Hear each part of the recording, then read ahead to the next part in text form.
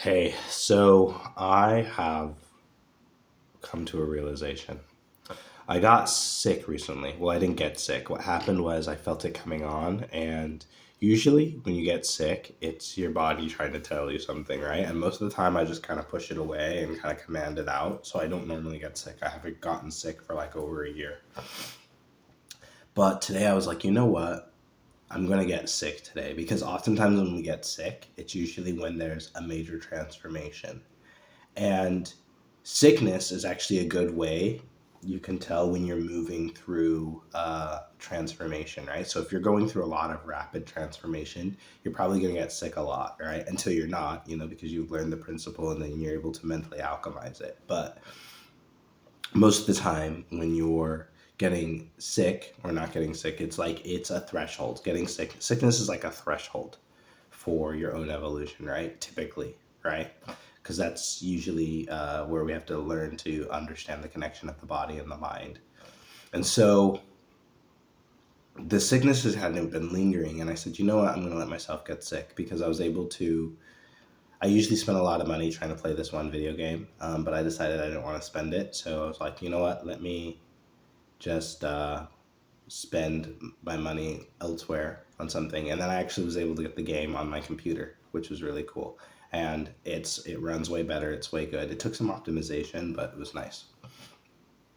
Anyway, this is a long-winded way of coming to understand my center because when I got sick, and I've realized the last 2 or 3 weeks, especially as I started gaining gravity and power, I was learning some principles, but I made a grave mistake.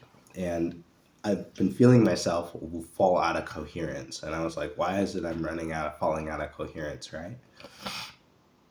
And I realized it's because your coherence is always going to be based upon your level of relationship with God, right? At least me. I've come to see that my relationship with God, and specifically my relationship with Jesus Christ, is where I snap into coherence, right?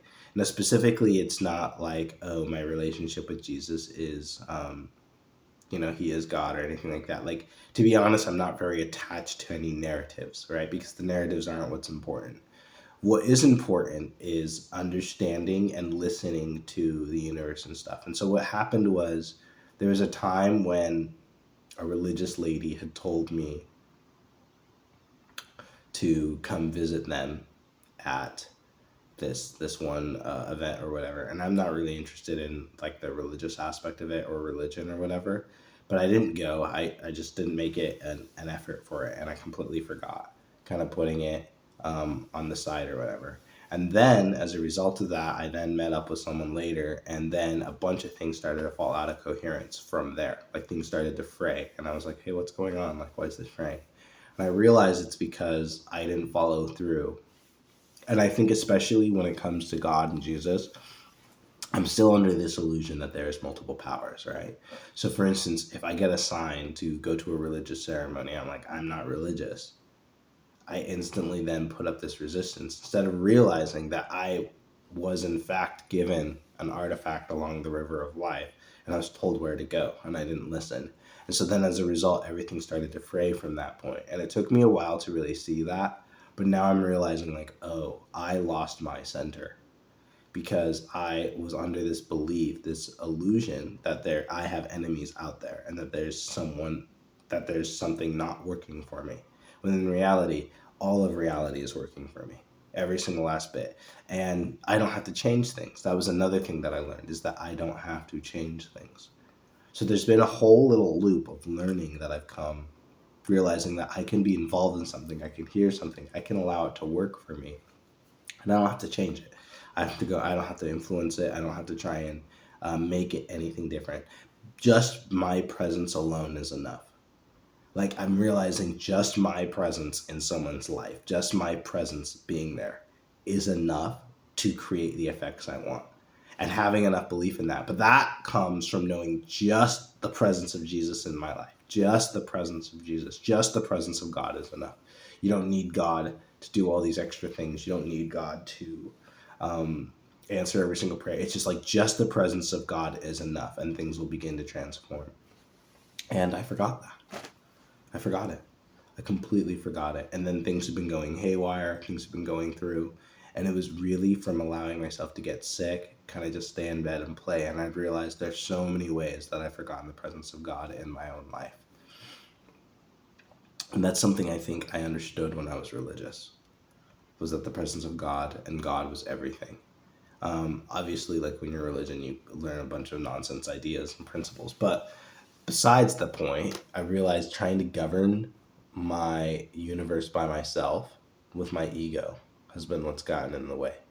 And I keep trying to change things instead of just recognizing and allowing God to point me in the direction of things that are working and that are not working, and recognizing that I'm allowed to be flexible and go with the river.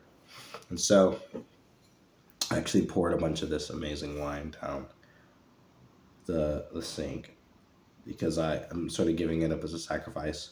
Because right now, I think I just need to get back to that, to the Oni that remembered that, and stay grounded in spirit. Because the very first principle, the lesson I learned is to ground yourself and learning of reality. But I realized once you know the truth, like once you know, like Jesus and God is everything is in their hands, and God is at the core of everything. Then after that, you just need to start with joy and the infinite yes. Like you don't need to say no anymore, because things are only given to you. Like the only times you're ever experiencing a no is because at some point faith and fear have come down. And so it's always looking for the yes and looking for some acceptance. And I realized I've forgotten that. I had forgotten that. I have forgotten that.